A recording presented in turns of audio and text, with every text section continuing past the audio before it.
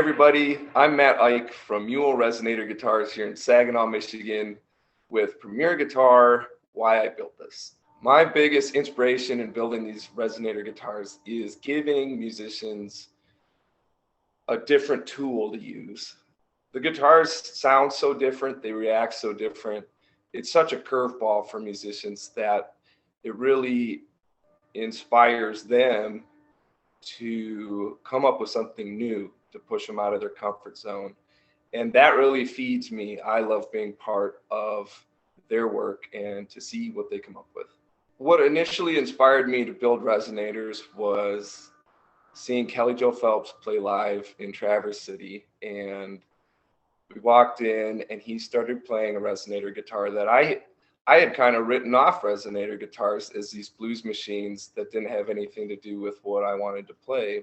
And he really took that guitar into new territory, and people were like yelling questions up in between songs about the instrument. And it really showed me how important that guitar was to what he wanted to do. That guitar went wherever he wanted to take it.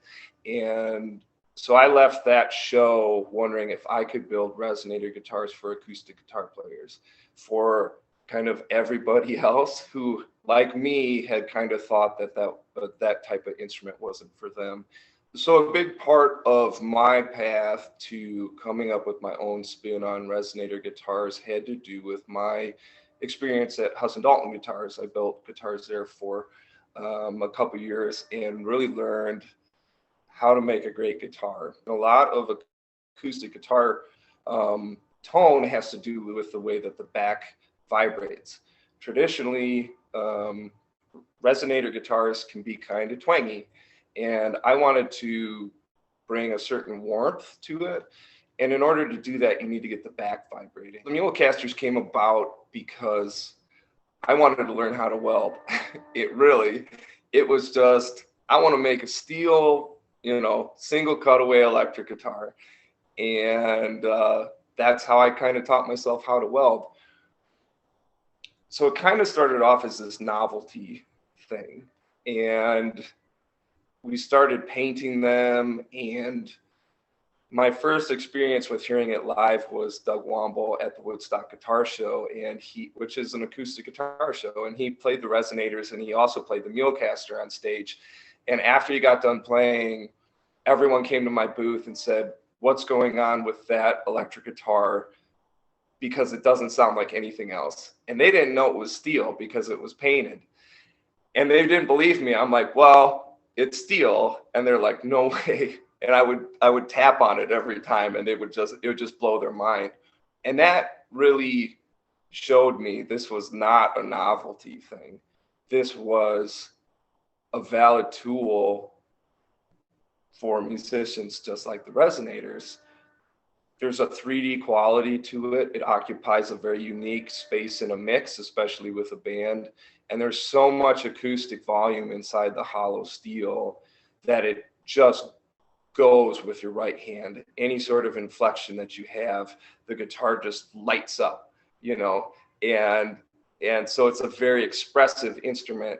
And so it kind of turned from this, I want to build a steel guitar, to this is a tool for musicians.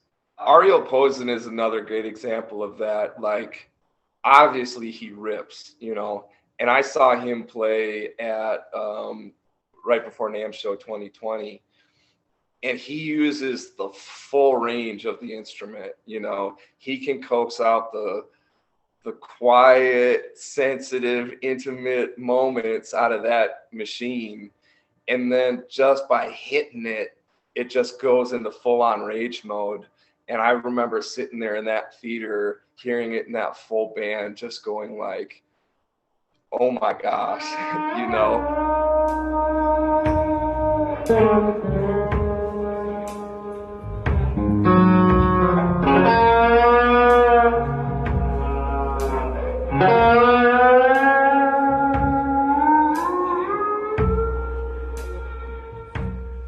Like, again, like I started out making it because I want to make a cool steel guitar. And so I was almost biased against the instrument. I did not go into it thinking, you know, this is going to be something amazing for guitar players, but they convinced me, you know, this is not a novelty thing. This is a tool we haven't had before, and I need it. And you can see with Ariel, like, it's just such an integral part of his playing, and it should be, because like the short scale baritone um, Mule caster, that was his idea. And I fought him on it for a year and a half. I was like, there's no way having 17 gauge strings on a 25-inch scale length will work, because I'm a luthier and I know stuff. And I put it off for a year and a half, and then he posted another video, and I was just like, I gotta try this thing. You know, I'll believe him. And it worked, and it's amazing. I think the most unique characteristic of these instruments is obviously it's steel, right? And you can look at the steel as, you know, this niche blues thing, but I think when people play it, it opens up their eyes. You know, when you look at the players who have found their way to these instruments, there's no common thread between them. It's just what they do with this crazy sound. It's a curveball. It's so different. It's such a unique sound. It's the way it reacts to your right hand is so different. It can almost be a little uncomfortable. Like, what you've been playing may not work on this guitar. And that really pushes people into new territory. If I could get these guitars to any musician, past or present, first, Chris Whitley. The Resonator guitar is so synonymous with his music, and he is such a great example of taking this instrument that had been used for one thing and taking it into something completely different. He needed that guitar in order to do what he did, right? Like, you can't imagine Chris Whitley playing a dreadnought with that type of music, right? Those two things needed each other. And the second, the present player would be Julian Lage. Like, has there been anybody, bold statement, in the last like 50 years that has the feel in his right hand? Like, he is so expressive. And we as guitar players kind of whiff on that sometimes. We have like one volume in our right hand, but he's so expressive in his right hand. And I think that's the strong point about these guitars, is that headroom that they have. When you play soft, you can play really soft, but just a little bit of extra energy and the guitar just goes. If I had to build something other than guitars, I would probably build, staying in the instrument category, I'd build cellos. I grew up playing the violin, and I was always envious of the cello players. It was like I was this wannabe cello player. But honestly, like, classical instrument makers are just amazing, you know, just top level craftsmen. My friend Chris Jacoby makes violins, and it's amazing to watch them work. just in awe of what they do. The other piece of gear that's a perfect complement to these instruments is an amp that we made, or that Hampstead made in collaboration with us. I met the Hampstead guys at NAMM Show. They were awesome. We left the NAMM Show and I was like, wait, I want to keep hanging out with these guys. So I sent them one of our short scale baritone Mule casters, and I said, this might be crazy, but how about you just play this and listen to it and make an amp kind of inspired by what you hear.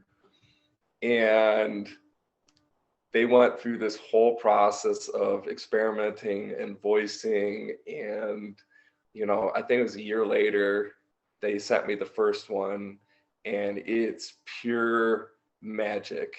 And I mean, I did it just for a fun thing, and we have a lot of great amps, but when I plug in a Mulecaster into that amp, I hear that guitar. And every part of that amp is so usable. Sometimes with an amp, like, it does one thing really well, and that's your go-to for that sound. but I could turn all of those knobs randomly and come and like find a tone that I am absolutely in love with, and it doesn't color the guitar too much. It's so transparent in a way. So it was a cool story with them. They make them, they put our logo on it and stuff, and that's my other favorite piece of gear.